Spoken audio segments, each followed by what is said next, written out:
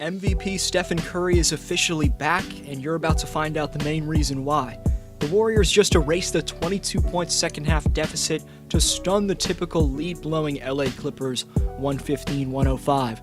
It's early, but Golden State's now 5-4, good enough for 5th in the tightly packed West, and they had a pretty brutal schedule to start this season with 6 games against the full-strength Nets, Bucks, Clippers, and Blazers. With how he's gone off so far, the former back-to-back league MVP Stephen Curry seems to have a great chance to add his 3rd trophy in 2021. He went for 38 points on Friday, his 5th 30-point game already, which lifted his season scoring average to 30.5, the second best mark in the NBA behind Bradley Beal. Steph hit 9 of his 14 triples, and he was the old 2016-esque Curry in closing time, repeatedly pulling deep-range daggers out of his bag to seal the victory. Curry's incredibly bounced back after missing a year of basketball with wrist surgery, and has somehow taken his already all-time great off-the-dribble three-point shooting to the next level in 2021. The chemistry Curry's developing with a proven scorer in Andrew Wiggins has shown itself to be a formidable threat to opposing defenses.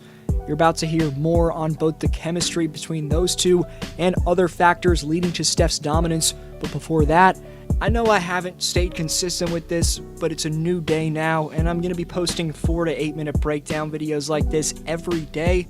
So if you're enjoying and want to see more, hit that like button and subscribe if you're new. That's the best way to support this content. Appreciate you. The chef wasn't only saucing it up on the perimeter and hitting bombs from behind the arc in his beastly Friday night outing against the Clippers, but he also had 11 dimes, none of which were more impressive than this one. Zubac. Steph finds the open man. Lee all alone in the corner. Got it! From the left hash all the way to the right corner with the left hand. I mean, the combination of creativity, awareness, and just pure passing skill right there was on full display. And really it was for the entire night for Stephen, as he was tearing through the Clippers defense at a legitimately unstoppable pace. I mean, the Clippers defenders are doing their best out there. Patrick Beverley, Kawhi Leonard, Paul George, these are reputable defenders, and Curry's just going right through them. With how polished his finishing is around the bucket, picking whether to sag off him, guard the three-point line, or play him for the pass is an overwhelming decision for defenders.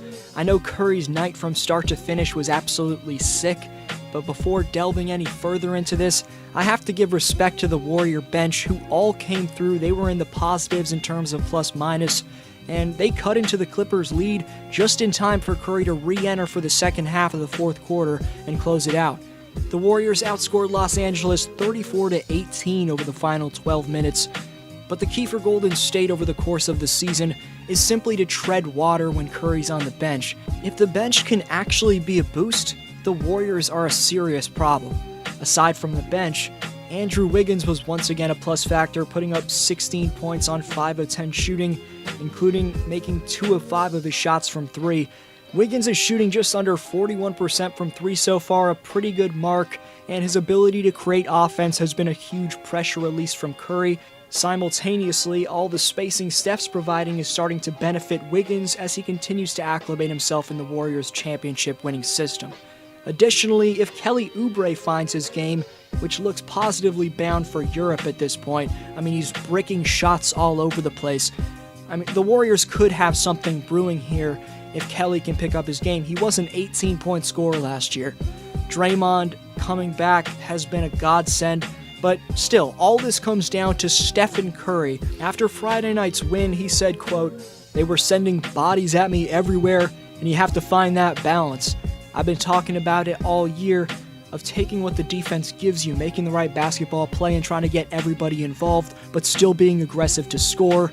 It took a minute for it to click. If I can create shots and create momentum scoring the basketball, there's probably going to be some more attention coming my way. And they know I'm going to try to make the right play at all times and get guys going, get guys opportunities. It's that fine balance of being reckless and over-aggressive where you get yourself in trouble. I think I got a charge trying to take on all 5 guys in the early third quarter versus being smart with the ball, hunting for my shot, but also kind of reading the situation and being a bit more thoughtful around it." Then Curry said in a separate response, quote, "Obviously, that falls on my responsibility to figure that out." unquote. Of course, it's a lot to ask of Curry to play in shot-hunting, borderline desperate mode for the entire game, let alone night after night, and ultimately that's probably unsustainable, but he can't be too far off from that kind of approach. When he does it, the Warriors are a legitimately dangerous team, a potential contender, and they're 5-0 so far this season when Curry scores at least 30 points. They're 0-4 when he doesn't. And while we tend to make basketball difficult in our micro-analysis of stats half the world doesn't even understand, the simple numbers I just mentioned tell the Warriors' tale. When Curry's the best player on the floor, they're good or at least competitive. When he isn't, they can look like a lottery team. There's your case for Stephen Curry being the 2021 MVP. But we are less than 10 games in, so let's not be a prisoner of the moment or anything. Not like that's what we do on this channel. But let me know your thoughts on Steph so far, and I'll respond to your comment. You're the best for sticking around. This was D-Flow, and I'll see you next video.